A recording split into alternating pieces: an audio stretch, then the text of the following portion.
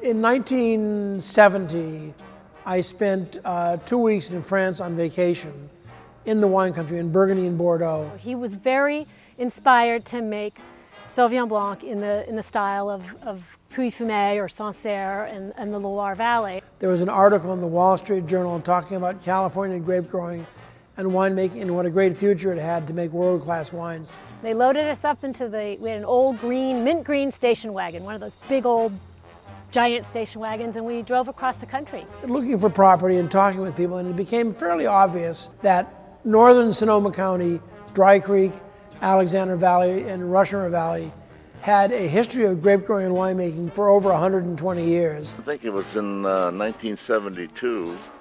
I talked to Dave Stair about, he came to me and wanted to buy some Sauvignon Blanc. The one thing was that he was absolutely certain that this is a great region for Sauvignon Blanc, and I had not even thought of that. He was looked upon as, frankly, kind of a crazy guy. The farmers in the region, who were the prune orchard farmers and the people that were farming apricots and hops, thought he had a very bad idea. But it was damn lucky that he did, because it really, Napa had already set the stage for Cabernet. Zinfandel was here, but it was more like an Italian old red wine, it's farmer's blend.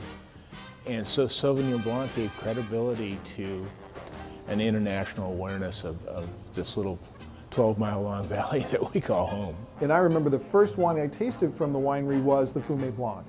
And it was actually the first Sauvignon Blanc I ever liked. It was undeniably Sauvignon Blanc in terms of the citrus and the herbal character, but at the same time, it was just like such a wonderful acid and fruit balance that I've come to learn. And for lack of a better way to put it, it was just delicious.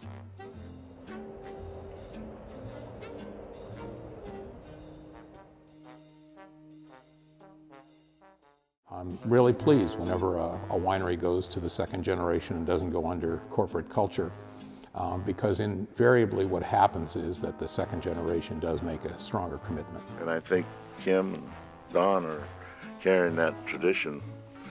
They're keeping it quality. Kim and Don have done just a wonderful job of maintaining the balance and the structure and the family feel to this property. It's not just the property, but it's also homage to what has gone before, and what is really has made for great wine in the past is also leading to greater wines in the future.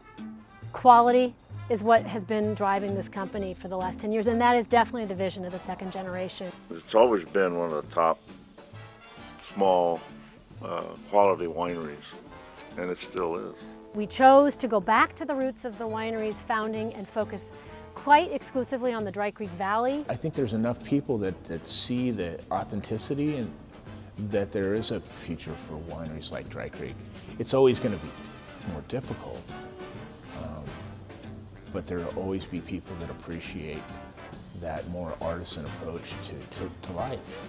As a place and as a family who's owned a winery there for 40 years and has been there and seen the ups and downs in the business over the last decades, and just being so consistent and turning out such really, really high quality wines. And that to me is one of the great stories of Dry Creek.